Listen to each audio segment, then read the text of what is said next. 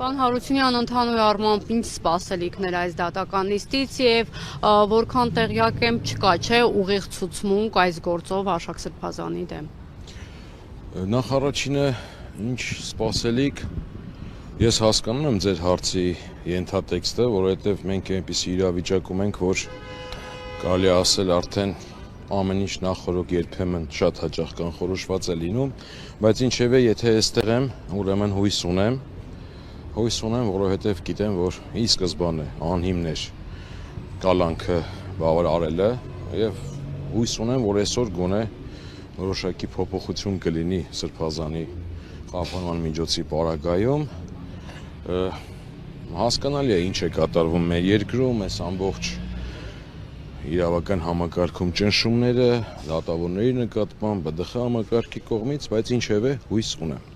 Պարոն Հարությունյան, տեղեկությունը, որ այսպես ասած այս գործով իր եղենապատվիցը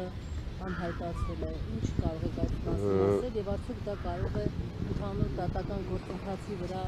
ազդել, այսինքն փաստաբանների մարտավարությամբ։ Այս պահին որևէ ստույգ պաշտոնական ինֆորմացիա չկա, թե դա համապատասխանում է իրականությանը, թե չէ, կփորձեմ ամեն դեպքում այսօր քննիչներին տեսնելով ճշտել։ Ինչ վերաբերում է մարտավարության տեսանկյունից, այո, կարծում եմ դա ինչ որ արժեքավոր բան կփոխի, մնացածը ժամանակը ցույց կտա։ Պարոն Հարությունյան, ըստ էության լավատեսական է, հա, ձեր մոտեցումը խափանման միջոցի հետ կապված, նույնիսկ այն դեպքում, որ այս միջնորդությունը քննելու Պարփոյանը իդեպ երեք փաստաբանը 3 օր առաջ գրել էր, որ նույնիսկ դատավորը Մացիս Մելքոնյանը Հայաստանի չէ, դրա համար այս դատավորն է։ Ներողություն, ես չասացի, որ լավատեսական։ Ես ասացի հույս կա, հույս միշտ կա, մանավանդ գործի մանրամասներին տեղակ լինելով, այդ հույսը իրավական պետության պարագայում կլիներ համոզմունք, մնացածը ժամանակը ցույց կտա, լավն էր ձեր այդ մեջբերումը այդ երկու դատավորների հետ կապված, ցավոք երբեմն արդեն զավեշտի է վերածվում են մակագրությունները ինչ որ տեղի է ունենում, երեք Ռուբեն Ներմելիքյան շատ հետաքրքիր հիմնավորումով ներկայացրել այդ մաթեմատիկական հաշվարկը, բայց որ իրականում տրամաբանությունից դուրս է, որովհետև այդպիսի զուգադիպություն չի կարող լինել, որ 4 կալանավայրում գտնվող սրբազաններից, ասենք 3-ի գործը մի դատավորի մոտ գտնվի, ինչևէ, տեսնենք ինչ կլինի։ Արշակ Սրբազանին վերջին անգամ տեսակցել եմ 3-ի առաջի օրը, տրամադրությունը ինչպես մի շատ լավ էր, այս ամենին կարելի ասել իր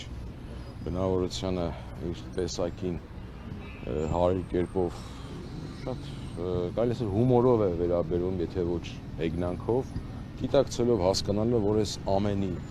նպատակը եւ պատճառը նմանատիպ սրբազաններին, ինչպիսին է ինքը, Բագրատ Սրբազանը, Միքայել Սրբազանը,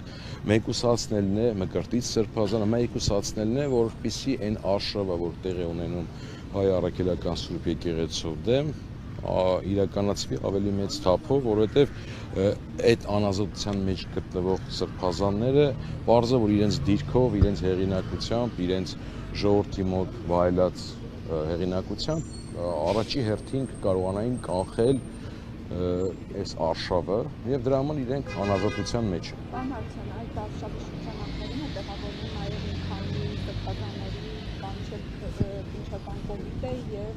այն էլ մեղադրյալի կարգավիճակը։ Ի նկատի ունեք այն 3 որ մեղադրանք միանշանակ դրա շրջանակներում է, մենք նախորդ կանխատեսում էինք, որ դա տեղի ունենալու, որ ամեն ինչ արվելու է, որպեսզի եւ վեհապարի եւ սրբազանների ելքը կանխվի Հայաստանից, որպեսզի այն ժողովը, որ տեղի ունենալու չլինի, դա սպասելի էր, կանխատեսելի էր։ Գիտեք, ամեն ինչ արվում է, որպեսզի այդ արշավը հայ առաքելական եկեղեցու դեմ, որ այդ ամոթալի արշավը, որ իրականացվում է, իրենց նպատակին հասնեն, ի կատար ածվի, բայց ես դեռևս տարի ու կես 2 տարի առաջ եմ հարցազրույցով նշել, որ չի կարող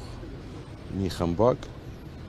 հաղթել 1700-ամյա եկեղեցուն, որը անցել է մոնղոլ թաթարներով, բոլշևիկներով, արաբներով, տարբեր արշավներով, արշավանքներով եւ միշտ հաղթած է դուրս եկել։